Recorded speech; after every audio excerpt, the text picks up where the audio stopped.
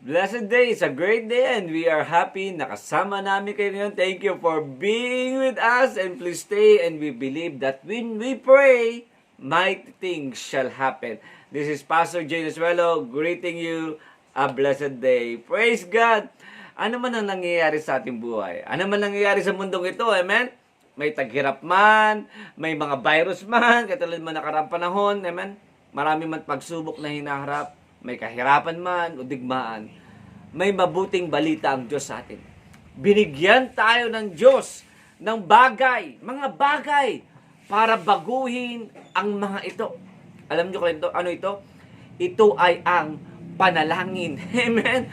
Amen? Kahit napakahirap na sitwasyon, pwedeng mabago at ito sa pamamagitan ng iyong panalangin. Maaring basic, mukhang ordinary, pero kayang bumago. It can make a difference. Kaya pag tayo ay nagsimulang manalangin, kahit ang sitwasyon na imposible ay pwedeng magbago. Sabi nga ng Santiago chapter 5 verse 15, malaki ang magagawa ng panalangin ng taong matuwid. Hallelujah! When we start praying with God in righteousness, malaki ang pwedeng mangyari. Kaya nga pag tayo ay nanalangin, malaki ang magagawa. May mangyayaring mabuti. Pero pag tayo ay nanalangin at sa tingin mo'y walang mangyayari, hindi ito dahil hindi tayo naririnig ng Diyos.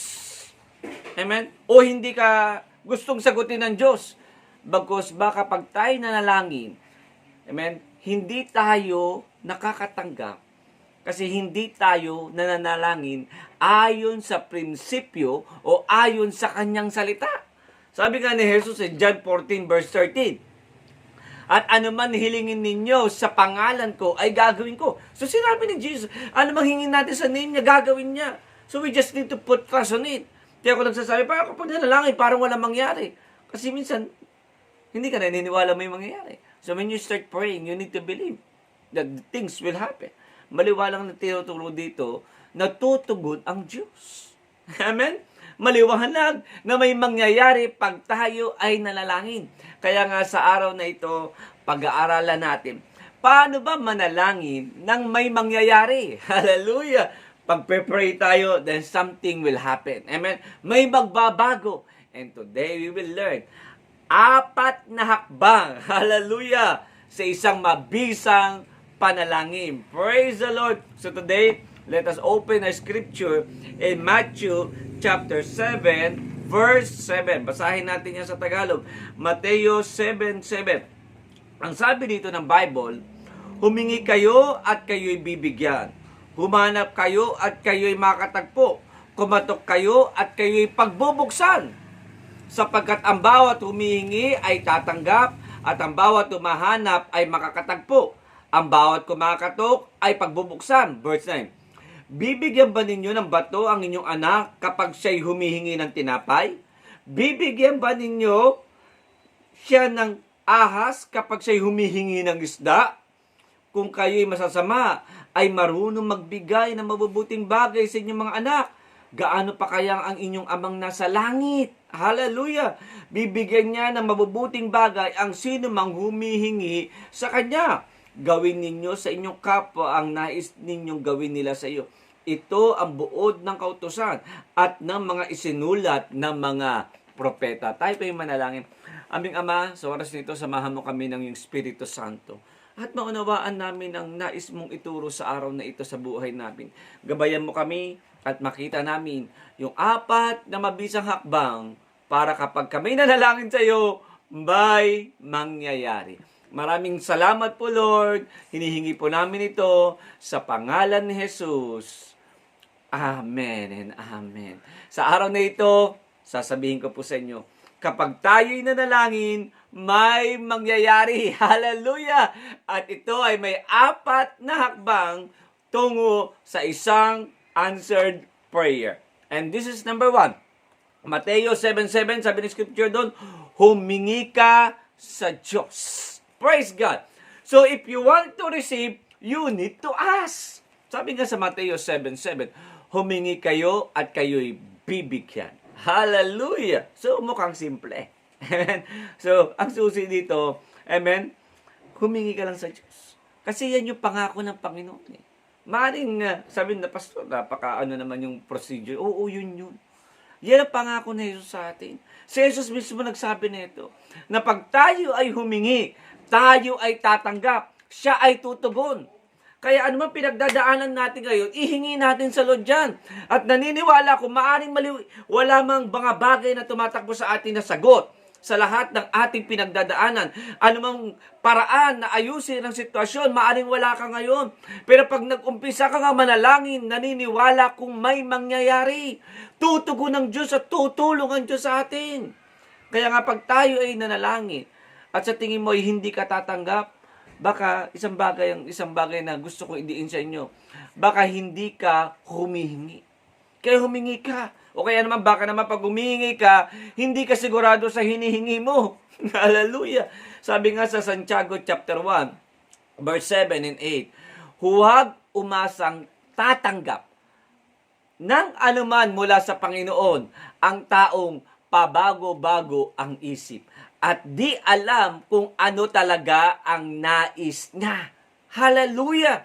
So kapag daw tayo pabago-bagong isip at hindi talagang gusto, hindi ka talaga tatanggap sa Panginoon.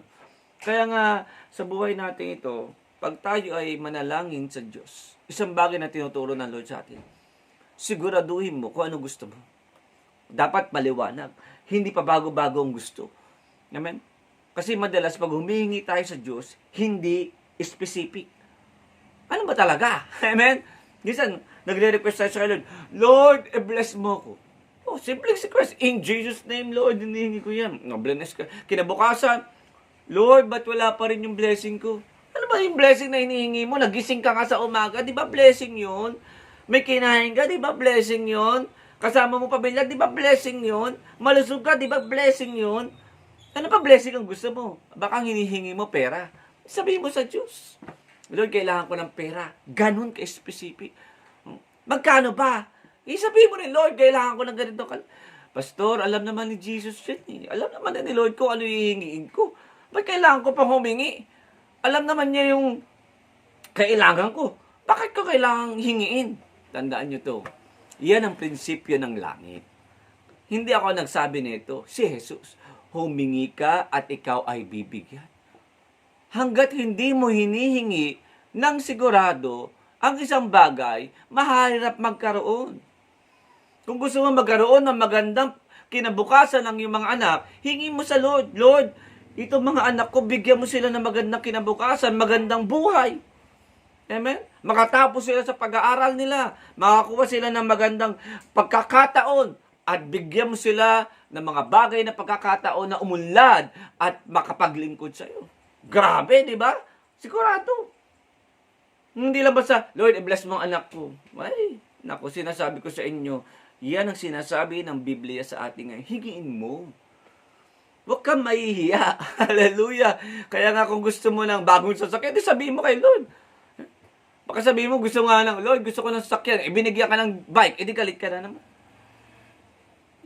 Kaya nga sa buhay natin ito, sa pangalan ni Jesus, humingi ka. Yung kasi ang prinsipyo ng langit. Kasi are asking, kapag humingi ka sa Diyos, ito ay ang paraan, okay, ng ating pagpapasakop sa Kanya. Yan yung pagpapakita na tayo ay nag-humble down sa Kanyang harapan, na kaya niyang gumawa sa buhay natin. Minsan kasi nahiya tayo sa Diyos. Magsabi, amen, o kaya iniisip natin, sabi natin, alam naman na niya. Yes, sa totoo lang, alam naman talaga ng lahat ng Diyos siya. Walang bagay na hindi alam ng Diyos. Nibilang nga ng buhok mo, alam niya. Iniisip mo, alam niya. Pero, utos to ni Jesus, ni Lord Jesus. Humingi ka at ikaw ay tumanggap.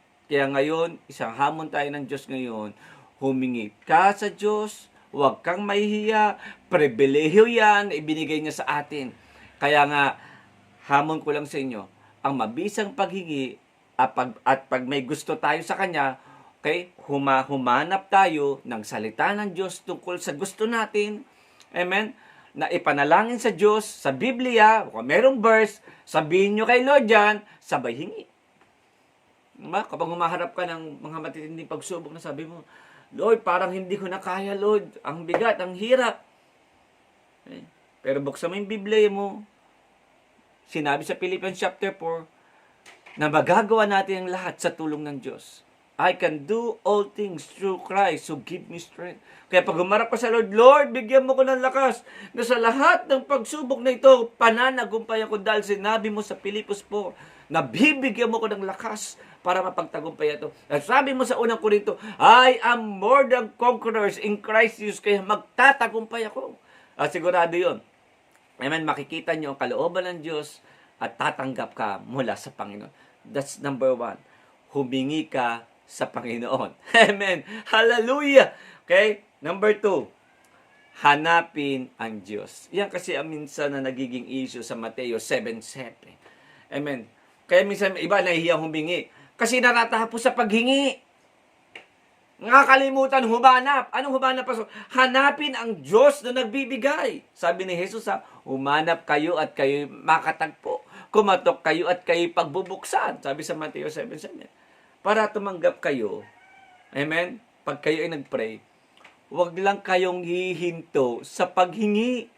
Dapat umabot din tayo sa paghanap natin at hagadin natin ang Diyos sa buhay natin. Hallelujah! Amen? Hindi lang tayo aabot doon sa, I ask you, Lord, to bless me. Amen? But one day, kapag blessed ka na ng Diyos, hanapin mo yung nag-bless sa'yo. Sino? Yung Diyos na pinaghingian mo. You build relationship. Yan ang nagiging issue sa marami sa ating Kristiyano o sa ibang tao. Amen? Hindi sila tumatanggap sa Panginoon kasi ang issue kasi, nahihiya. Hindi sila nangihingi sa Diyos kasi nangihiya. Bakit? Humingi ka ngayon, nakatanggap ka sa Panginoon, pagkatapos mong humingi, nakalimutan na ang Diyos. Hallelujah! Kaya nga, this is a thing that we need to remember. Madalas hindi maubos-ubos yung ating pangangailangan dahil pagtanggap natin sa ating mga pinag-pray sa Panginoon, hihinto na tayo. Hindi dapat ganun. Dapat itaas natin ang ating antas ng ating pananalangin. Huwag lang tayong hanapin yung matulungan natin, yung mapunuan natin yung ating mga needs. Dapat hanapin din natin na mapuno tayo ng Diyos sa buhay natin. Maayos natin yung relasyon natin sa Lord. Yun ang pinakamahalaga. Tanong ko ba, bakit gusto kang i-bless ng Diyos? Anong point? Amen? Anong point? Ba't gusto ka i-bless ng Diyos? Para makita mo ang Diyos ay mabuti. At kung makita mo ang Diyos na mabuti, makalapit ka sa Diyos. Hallelujah. Kaya today, isang bagay na dapat natin diin, na kapag tayo ay nasa Panginoon, hindi lang tayo maghangad na makatanggap mula sa Panginoon, kundi mahangarin natin na si Lord ay palagi nasa buhay natin. Kaya nga, sa oras na ito, hinahamon tayo ng Lord na mahalagang hanapin ng Diyos. Kasi hindi sa lahat ng panahon ay alam natin ang ating hihingin. Di ba? Sa totoo lang. Pag dumakas sa problema, ano ba hihingin mo? Solusyon? O ito. Di ba lang? Pansinin niyo pa na sitwasyon kayo na hindi ninyo alam ang gagawin ninyo. Hindi niyo alam ang inyong hihingin. Kaya napakahalaga sa atin na sa pagtag tayo ay nagpray, ay ma-develop din yung ating relasyon sa Diyos. Kaya pag tayo nagpray, hindi lang tayo hit and run. Amen? Ano hit and run, Pastor? Yung pag nagpray ka, natanggap mo na gusto mo, tama na, hindi. Pag tayo nagpray sa Panginoon, mananatili tayo sa Diyos. Natanggap na natin yung ating hiniling, mananatili tayo sa Diyos. Tanong ko sa inyo, hindi naman sa pag-uusig o condemnation sa mga tao na nakikinig ngayon. Ilan na ba sa kakilala ninyo ang pinagaling nila, nagpe-pray, napagalingin sila ng Diyos? Nung gumaling na sila sa Diyos, ang tanong ko, nasaan na sila ngayon? Diba? Ako, marami yung kakilala. Nung sila'y may sakit, Lord, pagalingin mo lang ako, maglilingkod ako sa iyo. Okay, praise God, that's good. Amen. Pero ang tanong, nung gumaling, nasaan na? Ay, salamat sa Diyos, may ilan nagpatuloy, tumupad sa pangako. Pero marami ang nangako na wala na ngayon. Paano kung yung kasakitan bumalik ulit? Paano? Kaya nga hinahamon tayo ng Lord na hindi lang ang prayer ay natatapos sa paghingi. Dapat ang kasunod ng paghingi ay paghanap sa Diyos na nagbibigay. Kaya dapat tuloy-tuloy lang. Amen? Ano man ang pakiramdam mo, amen? Tuloy lang kay Lord. Sa tingin mo, kapag kayo humingi sa Panginoon ng tulong, pagkatapos mong tulungan, wala na. Anong pakiramdam mo? O ikaw, hiningi ka lang tulong. Pagkatapos ng tulungan, pagkatapos ng pautangin, pagkatapos mo lahat gawin ng pinakamabuti, isang araw kinalimutan ka, anong pakiramdam mo? Di ba masakit? Ano ba naman klaseng tao itong tulungan na ito nung kailangan ako? Ang bait-bait. Nung wala nang kailangan, nakalimutan na ako. See? That's man. How about God? Araw-araw humingi tayo ng tulong sa Diyos. I-provide ng Lord yung lakas, kakayahan. Kaya dapat balik naman natin sa Diyos. Hanapin natin siya. Amen? Pag may kailangan tayo, dapat siyang unang naalala natin. Kaya ganoon din ang Diyos. Kaya dapat, pag nag-answered prayer na tayo, tuloy-tuloy lang ang pray. Not because you are in need. Amen? Tuloy-tuloy ang pray. Kasi nakikipagrelasyon ka na sa Diyos. Hindi lamang hingi ka ng hingi. Amen? Amen? That's number 2. Number 1, you ask God. Humingi ka sa Lord. Pangalawa, amen, you seek the Lord. Hanapin mo ang Diyos. Humanap ka. Amen? Pangatlo, tanggapin mo na sa iyo na ang pinag-pray mo. Receive when you ask. Okay? Tanggapin mo na kapag nag-pray ka, sa iyo na yun. Sabi nga ni Jesus, sapagkat ang bawat humihingi ay tatanggap, at ang bawat humahanap ay makatagpo, at ang bawat kumakatok ay pagbubuksan. Oh, see? Kaya nga, ang epektibong panalangin ay ang panalangin tumatanggap. Praise God. Ano ibig sabihin, Pastor, ng tumatanggap? Ibig sabihin nun, kapag nag-pray ka sa Panginoon, ariin mo nang sayo na. Amen? Mag-pray ka na yung anak mo. Gagaling. I-claim mo na. Sa'yo na. Maaring hindi mo pa siya nakikitang magaling ngayon. Pero i-claim mo na siya'y magaling na. Ang kiling mo ng sa'yo. At bakit magugulat ka? Isang araw, siya ay okay na. Kaya nga, sa oras nito, kahit ano pa ang nakikita mo, o kaya ano man nahawakan mo, hawakan mo pa rin yung sinabi ng Diyos. Hindi kasinungalingan na paniwalaan na ang Diyos ay kayang may gawin sa inyo. Kaya nga ibig sabihin nito, pagkatapos mong mag-pray, angkinin mo nang sayo na yun. Amen? Amen? Sayo na yun. Kahit hindi mo pa nakikita o nahawakan. Ulitin ko, hindi kasinungalingan yan, hindi ka plastikan yan. Ang tawag dyan ay pananampalataya. Naniniwala ka sa mga bagay na hindi mo pa nakikita na sayo na. Kaya receive by faith. Amen? Pag nagpipray ka, you receive it. Katulad ng sinasabi ng anak ko, si Sheleb, nung bata pa yan. Medyo bulol-bulol pa yan. Pag nagpipray kami, sabi, Lord, i-bless niyo po kami, tinihingi po namin ito sa iyo. Pagpalain mo kay magulang, pagpalain mo kami ng iba yung pagpapalang pinansyal, ng mabuting kalusugan, mahabang buhay. Amen? Hinihingi namin yan sa pangalan ni Jesus. Di ba sa dulo niya, madalas na sasabi natin, Amen. Pero yung aking anak, nung bata pa yan, ang sagot niya, Amin! Hallelujah! Amen? Dahil sa kanyang kamusmusan, hindi niya masabi yung salitang Amen. May madiin pa kanyang pagkakasala. Sabi niya, Amin. Mukhang mali, pero tama. What I mean? Yes, mali yung pronunciation. Pero tama na dapat ganun tayo. Na pagkatapos nating manalangin, ang susunod na gagawin mo ay angkinin ng sayo. Sabi niya, Amin na yan, Lord. Hallelujah. Amin. Kaya pagkatapos mong panghawakan, naniniwala ko ang Diyos ay gagawa para sa atin. Amen. Kaya nga gusto ni Lord na tumanggap ka. Hindi kalooban ng Diyos na manalangin ka at wala ka mahita. Hindi ganoon ang Lord natin. 'Di ba? Sabi nga ng mga kamag-anak ko, kararag, awamit. Sabi nga, pray ka ng pray pero wala man. Hindi ganoon ang Diyos natin. Ang Diyos natin, pag nag-pray ka, may gagawin. Hindi papahintulutan ng Diyos na nakipag-usap pa sa Kanya na wala kang mahihita. May mahihita ka. Kaya pag nag-pray ka, amen, angkinin mo lang sa'yo na yun. Kaya that's how we need to pray. Yes, sabi ko sa inyo, 4 na hakbang sa mabisa pa na. Kasi yan, pangatlo na yan ang mindalas na hindi natin nagagawa. Hingi lang tayo ng hingi. Pero hindi tayo marunong tumanggap na amin na Lord. Okay? That's number 3.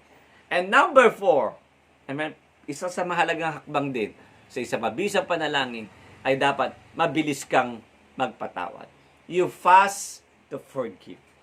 Mateo 7:12, hindi ako nagsabi na ito, binilin ni Jesus ito. Okay? Mateo 7:12, gawin ninyo sa inyong kapwa ang nais ninyong gawin nila sa inyo. Ito ang buod ng kautusan at ng mga isinulat ng mga propeta. Kaya sabi ng Bible, kung gusto mo tumanggap ng isang bagay, dapat marunong ka rin gawin ito para sa iba. Kung gusto mong tumanggap ng kabutihan, dapat naging mabuti ka rin sa iba. Kung gusto mong patawarin ka ng iba, dapat matuto ka rin magpatawad. That's how it works. Para sa epektibong panalangin, ay dapat mabilis tayong magpatawad. Alam niyo, yung galit, yung puot, yung sama ng loob, ay hadlang yan sa panalangin. Katulad isang baso yan, lagyan mo ng tubig yan. May pakinabang. Pero kapag ang baso madumi, pag nilagyan mo ng tubig, walang kwenta. Kahit distilled water pa yan, kahit purified water pa yan, walang kwenta. Bakit? Madumi. Same. Kahit anong pray mo sa Panginoon, Lord, pagpalain ka, payamanin ka, palusugin ka, pahabain ang buhay mo. Pero yung puso mo, punong-puno ng galit, sama ng loob. Kahit lagyan ka ng Diyos ng lahat ng mga bagay na yun, mahabang buhay, mabuting kalusugan, masaya, maraming pera, hindi mo ma-enjoy. Bakit? Kasi yung puso madumi. Hindi mo rin pakakinabangan. Kaya tayo, hinahaman ko po kayo, hindi natin afford na magkaroon man anumang laban sa ating kapwa. Dahil yan, minsan ang dahilan kaya hindi tayo tumatanggap kay Lord. Naalala ko ngayong kwento ng aking pastor dati. Sabi niya, may isang tao na nalangin, nakaaway niya yung kanyang kapitbahay. Sabi niya, Lord, pagpalain mo ko ng maraming pera, isasampal ko lang dyan sa kapitbahay ko. Hallelujah. Kita mo? Lord, bigyan mo ko, Lord, ng sasakyan. Papausukan ko lang itong mayabang kong kapitbahay na mahangin. Diba? Kung ganun ang ating pananaw, walang mangyayari sa buhay natin. Kaya marami sa atin hindi tumatanggap pag nag-umpisang manalangin kasi puno ng anumang mga bagay na hindi na mabuti ang ating puso. Alam ng Diyos eh. Na yung sabi nga doon sa Santiago, alam ng Diyos yung ating motibo sa pananalangin. Kapag ang ating motibo ay mali, hindi natin tayo tatanggap. Kaya hinahamon tayo na, anak, gawin mo sa iba yung gusto mong gawin sa'yo. Amen? Kung mahilig kang magtanim, isang araw may mga tao magtatanim din sa galit sa'yo. Kung ikay magaling kang manira sa ibang tao, isang araw may maninira rin sa'yo. That's how the principle it works. At yan ay sinabi ni Jesus Christ sa Mateo 7 verse 12. Na kung anong gawin mo sa kapwa mo, yan din ang babalik sa iyo. Maliwanag din ang sinabi ng Galatians chapter 6 yan. Verse 6, verse 7, ng Diyos ay hindi madadaya kung ano tinanim ng tao, siya nga anihin niya. Kaya today, God is calling you. Kung gusto mong epektibo ang prayer mo, it's right time to cleanse yourself. Yes, hindi tayo perfecto. Okay, yan yung na-list na diri. Pastor, hindi naman perfecto eh. Yes, di tayo perfecto. Si Lord yung perfect. Amen? Pero naghahangad ang Diyos na tayo makalakad na may kaayusan sa Kanya. Yes, hindi natin kaya. Yan na naman tayo. Sabi natin, Pastor, hindi ko kaya lumakad. Yes, hindi mo kailangan mag-isa. Pasakop ka lang sa Lord. Tutulungan tayo ng Diyos. Amen? Hindi tayo magaling, hindi magalit. Pero kung magpapasakop tayo sa Diyos, tutulungan lang tayo ng Diyos para hindi tayo magalit. Iiwas tayo ng Diyos sa mga taong masarap na nagbibigay sa atin ng kagalitan. Ilalagay tayo ng Diyos sa mas payapang lugar. Ayusin ng Diyos yung ating puso para may marinig ka mga bagay na hindi mabuti, hindi ka agad magdaramdam. Kasi sabi sa Galatians 5:6, ang tanging mahalaga ay ang pananampalataya nakikita sa pamamagitan ng pagmamahal. Ang faith, ang gasolina niyan ay love. Kaya nga, ang faith, Sabi ng Bible, hindi ka tatanggap pag hindi ka naniniwala. Okay? That's how it works. You cannot please God without faith. And we live by faith and not by sight. Palinis ko yan ng mga nakaraang linggo. Kaya nga gusto ko din sa inyo, ang pananampalataya ay umaandar sa pamagitan ng pag-ibig. Kaya hindi umaandar yung ating paniniwala kasi bakit? Punong-puno tayo ng galit sa puso. I've prayed a lot of people na may mga sakit. And I'm wondering why nothing happens. It's not because I don't have faith. It's not because yung pinag-pray ko walang faith. No, we all have faith. But sometimes, and most oftentimes, mas madalas, yung mga tao na ipinanalangin na hindi gumagaling-galing, kung bubuksan ang puso nila, makikita mo, punong-puno ng galit at sama ng loob. We need to release those things. Sabi ko nga may panahon na kailangan natin i-detox yung ating sarili. Hindi lang yung bituka, pati yung puso. I-detox. How it works, Pastor? Magpatawad ka. Lumimot ka. Magpatuloy ka. Stop biting others at the back. Okay? Kasi yun lang tayo pwedeng pagpalain ng Diyos. Sabi nga ng scripture, sabi nga ni Jesus, at kapag danalangin kayo, patawarin nyo muna ang mga nagkasala sa inyo para ang mga kasalanan ninyo ay patawarin din ng inyong amang nasa langit. Marcos 11:25. See, it's Jesus telling you, when you pray, you forgive. Bakit sinasabi ni Jesus ito? Kasi hadlang para tumanggap tayo sa Diyos kung tayo hindi nagpapatawad. Hindrance yan. Kaya anumang masakit na narinig mo, masakit na nagawa sa'yo, isa lang ang bilin ng Lord sa atin. Ipasa ninyo sa Diyos yan. Pansin ninyo. Amen? Isang araw, batiin niyo yung mga taong nakasama sa inyo ng loob. Pastor, baka plastic. No, huwag mo isipin yun. Gawin mo lang yan para sa Diyos. Gawa mo lang mabuti.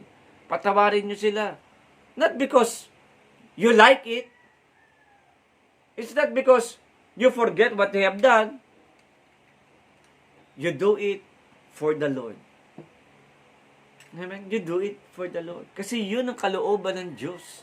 At one day, magugulat ka, as you do it, as you obey God, isang araw, magugulat ka na lang, yung mga tao nakapanakit sa iyo, pag pinansin mo, hindi ka na plastic. Totoo ka na. Natuloy ka na nakapagpatawad. Naalala ko yung kwento ng isang pastor. Okay, sabi niya, nakaranas sila ng isang mahigpit na problema. Na iniwan siya ng kanyang asawa, sumama sa kanyang kaibigan, at sila ay nag-isa. Nung hindi pa siya pastor. Nung una raw nakikita niya yung babae, gusto niyang sabunutan, saktan. Dahil sobrang galit. Pero sinabi ng Diyos sa kanya, matuto kang magpatawad. Kahit masakit ang nangyari sa iyo, patawarin mo sila. Kaya isang araw, masama man ang loob niya, nakita niya yung babae, pinansin niya. Kamusta na kayo? At siya nagpatuloy. Isang araw, kapag nakikita niya yung babae, dati umiiwas siya, ngayon naman yung babae mo is, ngayon, siya handa nang humarap at humarap at pansinin ang isa't isa. Hanggang isang araw, dati, ginagawa lang niya yan dahil gusto niya lang sumunod sa Diyos. Pero isang araw, nakatagpo siya ng kapayapaan sa puso. Na tunay nga niyang napatawad yung mga gumawa sa kanya ng mali. In return naman, Pastor, masyado naman yatang mahirap yung ganun situation. Pero in return naman, kapag sila'y nag-upisang nalangin, tumutugon ng Diyos. Amen? At sa biyaya ng Panginoon, ang kanilang sambayanan ay pinanagumpay ng Diyos, mas maganda na kaysa sa dati. Kaya today, I am challenging you. If you want great answers, history change, you pray. Amen? Be fast to forgive. Kaya nga sabi nga, sayang naman yung answer prayer kung uunahin natin ang galit. Kaya minsan may nagtanong sa akin, Pastor, hindi ka ba napipikon? Hindi ka ba nagagalit? Hindi ka ba nagtatanong ng sama ng loob? Sabi ko, isa lang alam ko. Nagagalit ako, napipikon ako, sumasama rin ang loob ko. Pero isang bagay lang ginagawa ko. Hindi ko pinapaabot yan ng bukas. Isang araw lang. Amen? At that moment, kung pwede, patawarin na agad. Huwag nang patagalin. Parang walang puwang ang diablo sa buhay natin. Sabi ng Bible niya. Amen? Bakit? Kasi, mas mahalaga ang pagpapala kaysa sa galit. Take note of that. mas mahalaga ang pagpapala kaysa sa galit. Isipin mo, pag nagalit ka, kapatapat niyan yung blessing na ibubuhos sa'yo ng Lord. Kaya hinahamon kita, maging mabilis ka magpatawad. Bilang pangwakas, simple ang prayer. Pero mabisa ito. Amen? Pag natutunan natin yung 4 na hakbang sa panalangin. Lalo na yung prayers ayon sa salita ng Diyos at kanyang prinsipyo, grabe. Kaya ngayon hinahamon tayo ng Lord na mag-pray tayo. Okay? Huwag mahihiyang humingi. Amen? Sabi ko na, huwag mahihiyang magtanong. Ngayon, hinahamon tayo ng Lord, huwag tayo mahihiyang humingi. Ask God. Second, hanapin natin ang Diyos. Seek the Lord. Amen? Kasi mahalagang hindi lang ang blessing ang hinahanap. Hinahanap natin yung nagbibigay. Amen? Huwag puro hingi, hanapin natin yung nagbibigay. Pangatlo, receive mo yung pinag-pray mo na sa'yo na. That's how it works. You receive, it's yours. At panghuli, dapat na bilis kang magpatawad dahil yan ang bilin ni Jesus. Kaya dapat natin itong sundin pag tayo ay nag-pray. Kaya nga, prayer makes difference. Kaya just pray. Mag-pray ka lang. At when you do this, you will see your life being changed, history are being changed, your family were being molded by God. Amen? Things are happening in the way of the Lord, and you will see great and mighty things working in your life. Kaya nga, if you do this, I believe and declare that this life will be beautiful again, mighty in the land, glorious, and you will be a vessel of His glory and honor. In the name of Jesus. Amen and amen. Today, we will not end this wonderful online service without giving you an opportunity to accept Jesus in your life. If you want to accept Jesus in your life, sumunod ka sa maiksing panalangin na ito para ikaw nag-pray. Sige, pumikit ka. At sabihin mo, Lord Jesus, today, humingi po ako ng tawad sa iyo. At sa lahat ng mga taong nagkasala sa akin, pinapatawad ko silang lahat. Panginoong Jesus, tinatanggap kita sa aking buhay bilang aking Panginoon at sariling takapagligtas. Maghari ka sa aking buhay ngayon at pagpakailanman. Amen. Kung tinanggap mo sa buhay mo, naniwala ko na born again ka, hinahamon kita. Magbasa ka ng Bible. You will see great and mighty things sa buhay natin. And mag-attend ka ng mga church services na pwede kang turuan kung sino talaga si Jesus, na siya'y Panginoon, ating Diyos, tagapagligtas. Hallelujah! At sa oras na ito, let us pray. Father God in heaven, thank you for the opportunity to share this wonderful message to your people. 4 na hakbang sa isang mabisang panalangin. Kaya I pray, pagpalain mo bawat isa. Kaya mo wag sila magsawang manalangin. Wag sila masawang lumapit sa iyo. At sila'y managumpay sa lahat ng aspeto. At patuloy, Panginoon, isang buhay matagumpay, masaya, pinagpala ay kanilang maranasan. Tulungan niyo ka po kami. At patuloy po, Panginoon, ang kapangyarihan mo ay patuloy na umapaw sa buhay namin. Salamat po, aming Ama, napakabuti mo. Ikaw ang Diyos na dakila, noon, ngayon, magpakailanman. Diyos na nagpapagaling, nagpapala, bumubuhay, bumabago ng buhay. Sa pangalan ni Jesus. Amen. Thank you, Lord, for this opportunity to share this wonderful message to you. And please, if you are watching right on Facebook, don't forget to like our channel, Sigaw ng Tagumpay, and share this broadcast para marami pang tao mapagpala na ang panalangin ay tunay ngang mabisa. At if you are watching right now on YouTube, this subscribe in our channel, Sigaw ng Tagumpay, and click that notification bell para palagi kayo updated sa lahat ng ating mga broadcast. So in behalf of Perfect Church Worldwide Ministry, ating Spiritual Director, Bishop Rosem Nasuelo, ating Senior Pastor, Reverend Dr. Alex Nasuelo, ito po yung lingkod, Reverend Dr. Jane Nasuelo, with my wife Elisa, and my daughter Sheleb, na nag-ayos ng mga lightnings and ilaw ko, nag-prepare for this broadcast. Thank you, and always remember that Jesus loves you, and He is Lord. To God be the glory. Hallelujah!